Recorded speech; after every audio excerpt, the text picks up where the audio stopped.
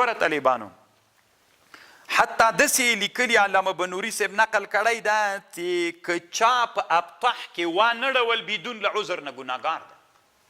ولې طالبانو لږ ما سره په دې جې تم سئ. ولې دا د طالبانو چې کله نبی صلی الله علیه وسلم هغه ته راغی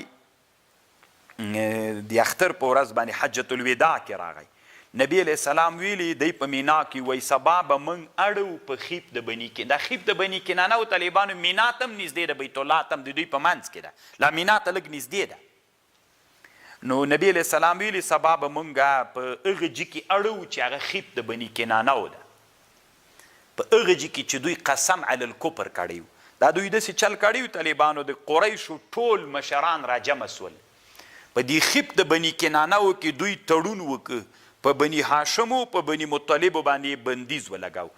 خط یې ولیکه داسې پکې ولیکل نه به نکاح ورسره کېږي نه به بیع ورسره کېږي نه به تر څو پورې چې نبي علیه السلام موږ ته سپارلی نه.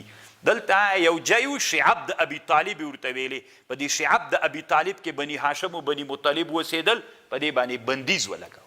خط یې ولیکه طالبانو. د دې خط به م لږ قصه درته وکړم چې په خبر باندې پوه سئ چې دا څه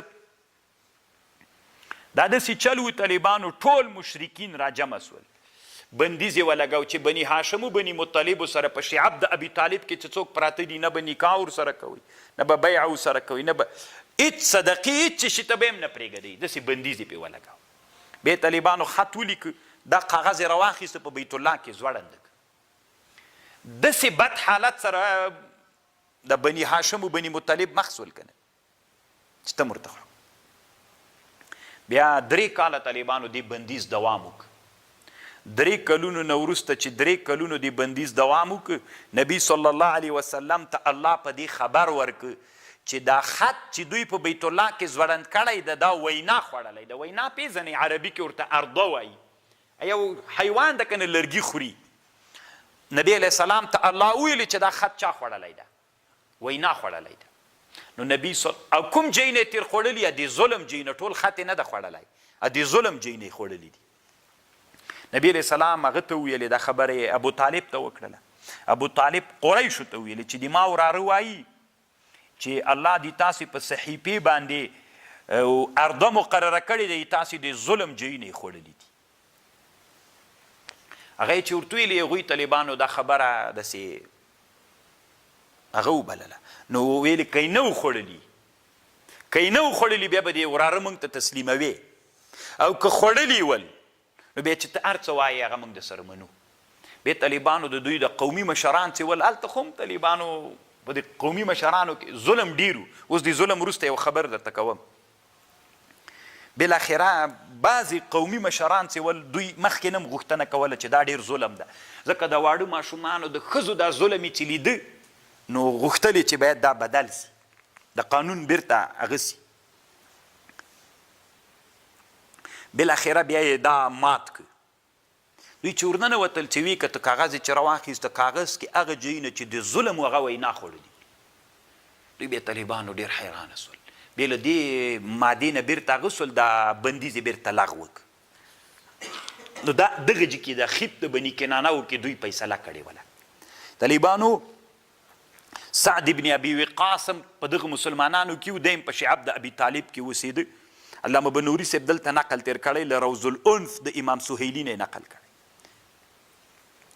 دی وایي زه یو ورځ وږی سوم، سعد ابن ابي وقاص وایي د بندیز له لاسه وږی سوم، وی روان وم پښه مې په داسې یو شي باندې ولګېدله که نه چې لون غوندې شی و، وی ډېر وږی وم، دا لون شی مې راواخیست ومې خوړ، تر اوسه هم نه یم پوه چې چی مې خوړلی ده. عمره لوږې وه طالبان. سعد ابن ابي وقاص وی سعد ابن ابي وقاص وی یو ورځ وی د شپې راووتلم، تشې میتیازې مې کولې، چې دا میتیازې مې په چي ورکولې هغه داسې کړپس غوندې شروع کړ. وی چې میتیازې مې خلاصې کړلې چې کتل مې دا کوم شي باندې چې ما میتیازې کړې وي دا د اوښ پوستکی و، او دا د اوښ پوستکی وچ سوی و. دا مې بیا راواخیست، ومې مینځه، بیا مې وسوځاو، او بیا مې اوبو کې لږ خیشت کړ، بیا مې طالبانو دا وخوړل.